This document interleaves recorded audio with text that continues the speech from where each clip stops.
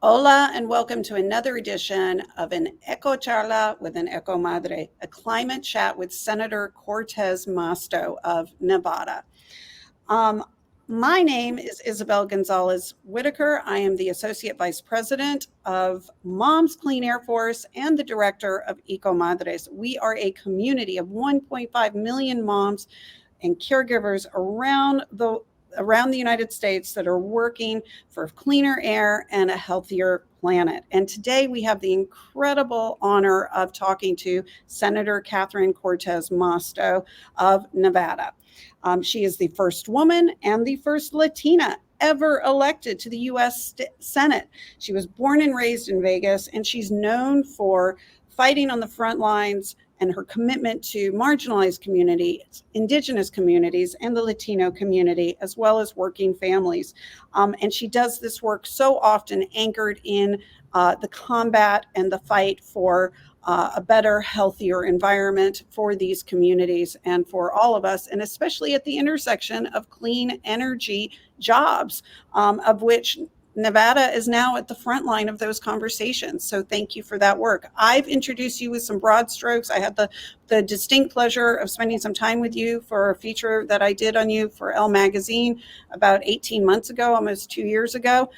Glad to see you back in office. And, given that this is the tail end of Hispanic Heritage Month, it's a real honor and privilege to have you here and to help uplift your legacy and your fight. So tell our community what you want them to know about you, Senator. Oh, Isabel, first of all, it's great to see you again. And thank you, oh my goodness, for the good work you're doing with Moms Clean Air Force. And just bringing attention to the issue that, to me, and I think many of us, this idea about making sure that our kids have clean air, right? Clean water, all of the opportunities that we need to ensure our kids can grow up in a healthy environment that's good for their health as well. And that's what this is about. For me, growing up in Nevada, I'm third generation. I'm very proud of that. I've got a grandfather from Chihuahua, Mexico, who met my grandmother in Las Cruces, New Mexico. And when my father was 5, brought them to Las Vegas. He was a baker. My grandmother worked retail her entire life. And so for me, growing up in a family that was very close, didn't have a lot of means at the time, or we were a working class family, it was ensuring really that work to make sure that we had access to, the clean air, clean water, and great outdoors, and the opportunity to not only explore it, but quite often I talk to people about the idea that we see this extreme weather. It's having a negative impact on too many things that we care about, including clean air and clean water. And it is having a negative impact on our health and our kids' health. And it is important to connect the two of them to ensure that we are protecting the future for our kids. And that's why I love the Moms Clean Air Force. I work with Moms for Clean Air in Nevada. I work with CHISPA from the League of Conservation Voters. There are too many in our communities across this country that are in underserved communities, like my family growing up, that want access to the very things that we all care about when it comes to our water and air and our outdoors and our environment and where we live and work every day. So that's the fight I bring to the U.S. Senate. My background, where I come from, and why it is so important we continue to focus on good policy that's going to address all of these issues. Absolutely. And thank you, for really fundamentally rooting your work in the well-being of children and our communities, and agree with you that clean air and clean water should be a fundamental, basic right for all of us. And I'm going to get back to you with a question about that. I want to roll back the clock a little bit, though. When we talked a while back ago, I remember distinctly you talking about the importance of getting outside, of the hikes that you would take, I think both to ground you also, but also to connect you to the ecosystems and to the environment. And I'm wondering if you could relay to us a story or a memory, an early memory of what inspired you to prioritize the climate in your work, is there an early memory of exposure to something in the natural world that truly moved you, and truly moved you on a path toward advocacy? Oh, absolutely. Was a benefit of a father and mother who love the outdoors. So, growing up, my sister and I, my father, we had parents that were hardworking, right? My father was a parking attendant at the old Dunes Hotel and Casino. My mother was a bookkeeper at a title company. They didn't have a lot, but they made sure that they could provide food and a roof over our head and a good education. But the one thing my father always loved was the outdoors. And I remember, so I grew up in Southern Nevada. If you've been to Las Vegas, there's a Red Rock Canyon, which is a beautiful national park now. But at the time, it wasn't designated as a national park when I was growing up. But my father loved the outdoors, so he would take us when we were little out to Red Rock. And I just remember being out there and just the beauty of it and the opportunity to share that moment with my father, right? To explore the outdoors, to understand the impacts, whether we're hiking or walking out there in that beautiful desert and those incredible mountains and mountain ranges, but also exploring it during the day and at night. There is nothing like dark skies in Nevada when you can go outdoors at night and just see the stars light up and see the Milky Way. That's how I grew up, because I had a father who believed in taking his daughters out and exploring the outdoors, whether we were camping or hiking or fishing. He really believed in it. And we didn't have a lot of means at that time, right? So it was just the opportunity to be together as a family. So many families, I want to make sure they have those opportunities. But I also know there are kids that don't necessarily have those opportunities because their parents are working, right? 2 jobs, or they are single parents are working 1 or 2 jobs. So it is a challenge. So for me, it is making sure that all of our kids in Nevada have that opportunity to explore the outdoors, to understand not only the benefits of it, the impacts of that clean air, right, and clean water, but also it's healthy. It's good exercise. It's good for your health as well. And that was part of it. And that for me is what I carry with me. I still love to go outside. I'm hiking outdoors all the time. I'd rather be outdoors than indoors. Right. I love everything about that.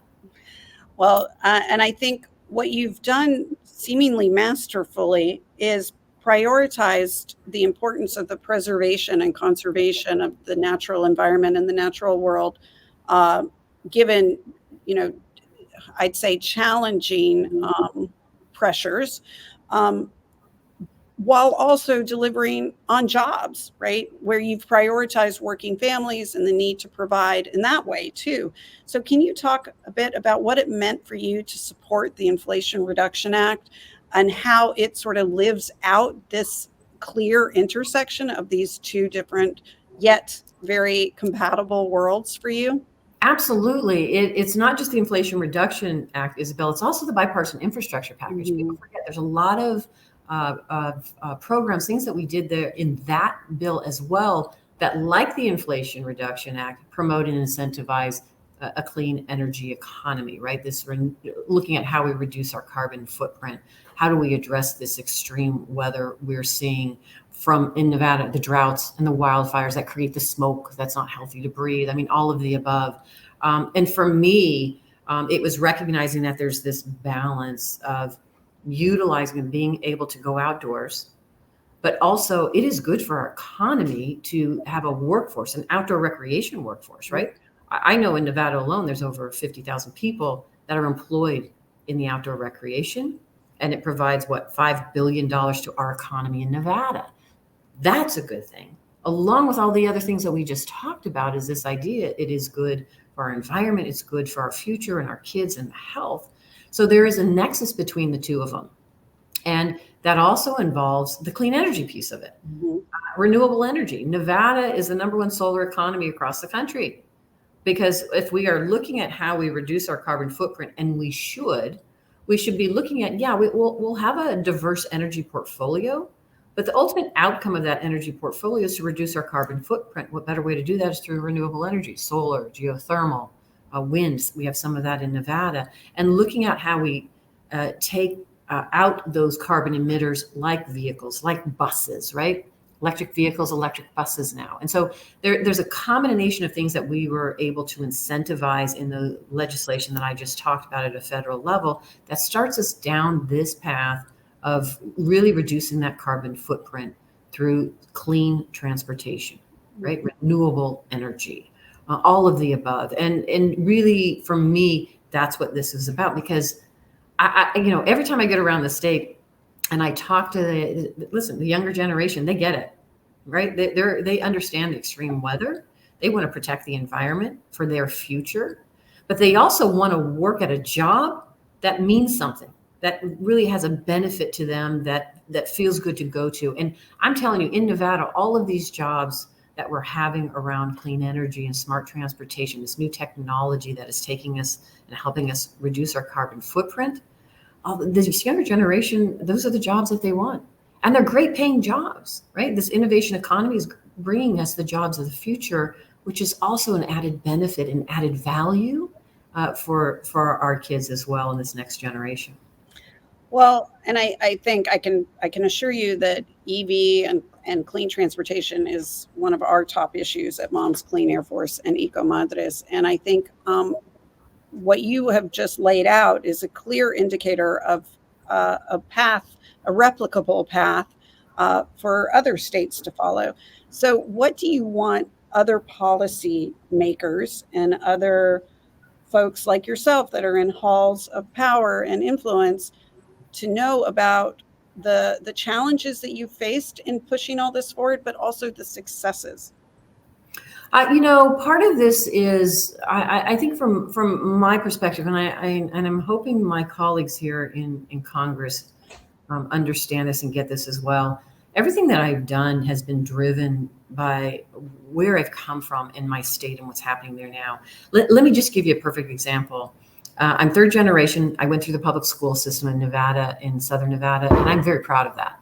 But I'll tell you what, my elementary school, my middle school, my high school, and my junior high school and high school, they're still there. Those old cinder block buildings with the old HVAC system and no internet, they're still there. And so for me, it is, how do we make sure our kids that are going through those schools get the same advantages of the kids that are going through the newer schools that have the new technology? And that's why in this legislation that you just talked about, whether it's bipartisan infrastructure package or Inflation Reduction Act, I took pieces of my Renew America Schools Act and put it in there. So we're targeting those schools to revamp them and give them the funding that they need to upgrade, so no child is left behind.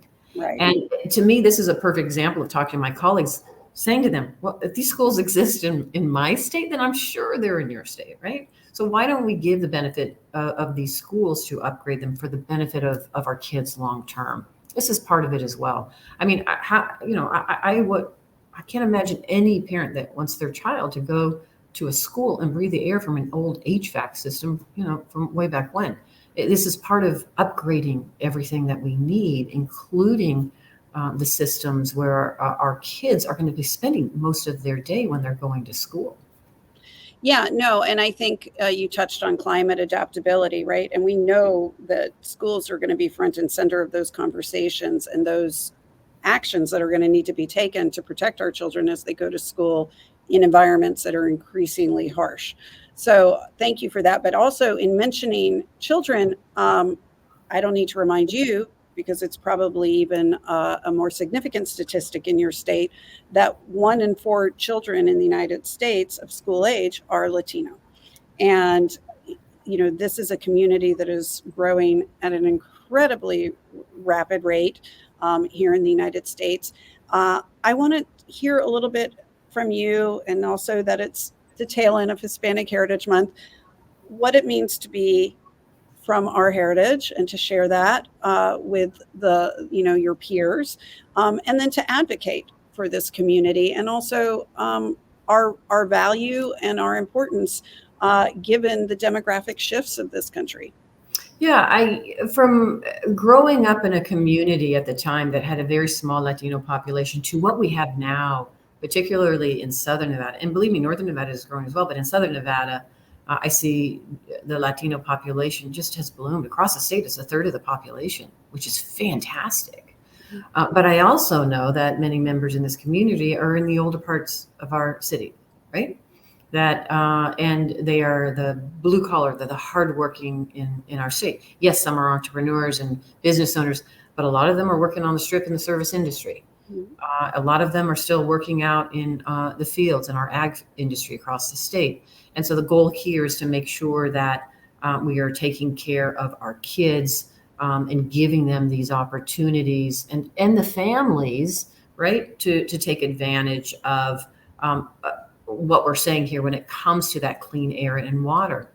Why shouldn't they be able to live no matter where they live in an environment that is healthy for them and their family when it comes to water, air, all of the above? Why should they have to live next to some sort of, I don't know, utility or something that is emitting dangerous energy or whatever it may be, where they shouldn't have to, right? And so the goal here is through all of this legislation is to address it in every single manner whatsoever, and then give our families those opportunities to have access to these funds to improve their environment as well. And to me, and when I talk, and that's why, let me just stress it this way.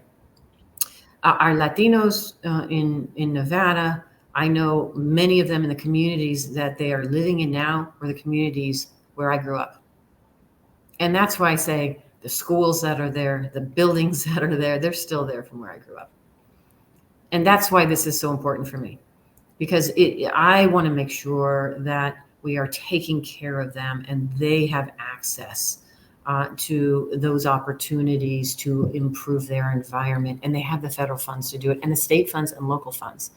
We as a community should be taking care of one another. I know from my own family, we had a community that worked and supported us, and we supported them. And that's what this is about. Now, I will say our Latino population has beautifully grown, and it is diverse, right? We're not a monolith. Mm-hmm. We are also entrepreneurs. We are also professionals. And it's great to see that. And we want to continue to grow it. I will tell you, part of the legislation that I pushed was also to have our entrepreneurs in the Latino community access to these funds so they can open that business, so that they can stay open. They have the ability to hire people. They have access to good healthcare and can afford it. There's a number of things for our community that is just as important for me, because I saw it growing up in my own family, right? I have a grandmother who worked retail her entire life.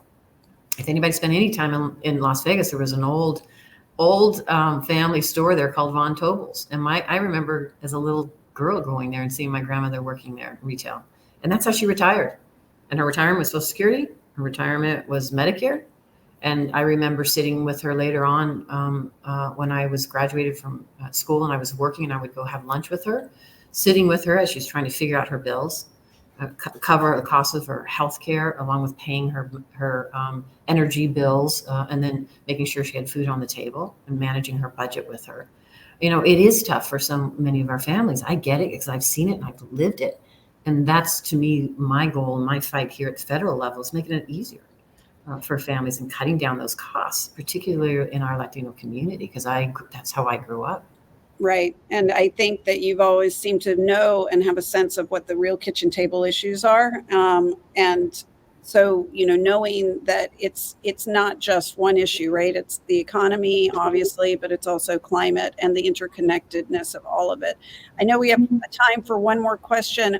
It's sort of a two-parter, which is basically, what can you tell us in terms of tactical, strategic things that we can deploy as moms when we come visit you in your offices and your peers in your offices?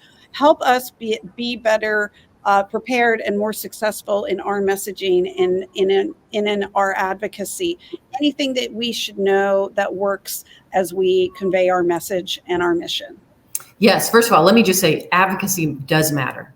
It makes a difference. I know it. I see it in my office and I hear it from my colleagues. So for everybody, for all the moms that are out there that are part of that Clean Air Force, thank you, because your advocacy does make a difference, whether we're in our state and you're meeting with us or you're here in the halls of Washington.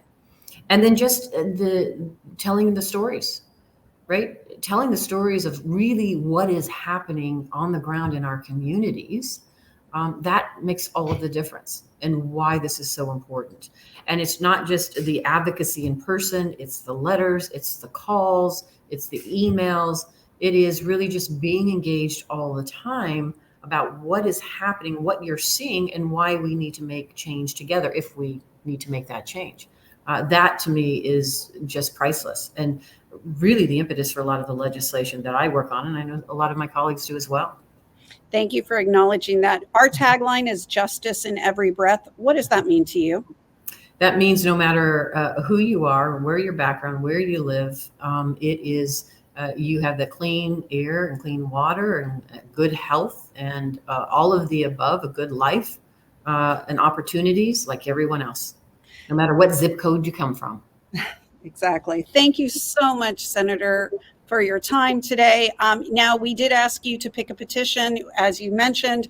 The work that we do, both in person, mobilizing in our communities in DC, and online with letter writing and with our petition campaigns, is critically important. It's not lost on me that you picked one that encourages our governors to take the actions that they can, because they also have influence in so much of this work. So just in a minute, you're going to see on your screen, everybody, the QR code to get there and a QR code to learn more about the work of Ecomadres and Mom's Clean Air Force.